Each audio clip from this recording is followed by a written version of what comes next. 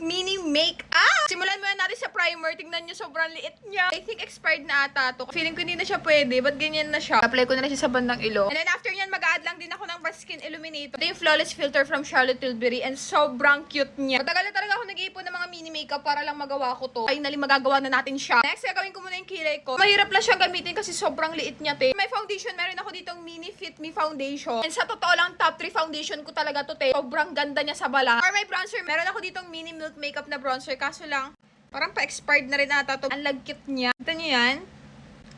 I think expired na siya. Meron ako dalawang mini blush dito. I think paghahaluin ko na lang silang dalawa. Yung sobrang cute nito. Pero fairness, ang ganda ng shade nila pag pinaghalo. Next step for concealer. Ko alam kung mini to. Maliit naman siya. So I think pwede na natin siya isama. Sorry, sa pinaka-favorite concealer ko to kahit na pagkaliit-liit niya. Next step for powder. Meron ako dalawang mini powder dito. Pero I think ito muna yung gagamitin ko. Set ko na lang muna tong aking under eye. Sobrang blurred tignan nitong kabilang side kumpara dito. Bago ko makalimutan, i-feeling ko muna yung kilay ko gamit tong mini brow pencil. Tapos na ako sa kilay. Next step is powder bronzer. Meron ako mini version nitong bronzer na to. Like, ang cute! Kasi hindi ako nakapag-cream bronzer kanina. Dito na lang tayo babawi. Finally, for powder blush, ito yung gagamitin ko. Hindi ko ganun bet yung shade nito kasi siya lumalabas sa balat ko. The next step is mascara. By the way, sample lang pala to kaya ganyan siya kaliit. Finally, for the lips, meron ako dito mini lip liner and mini lipstick. Gamitin ko nga to lip liner to outline my lip. Papatungan ko na lang siya na tong lipstick na to. Tingnan nyo, sobrang liit niya kumpara sa normal size na lipstick. Meron din ako ditong mini liquid lipstick. Lalagyan ko ng konting-konti lang yung gitna ng labi ko. Last and final step is setting spray. Ito kalaki yung original version niya. Tapos dito, fine yung mist niya ha. Alam, parang paubos na ata agad. Anyways, I think this is the final look. Ito na ata ang pinakamaganda makeup challenge, makeup look na nagawa ko, te. Pero anyways, let me know what other makeup challenge should I do next.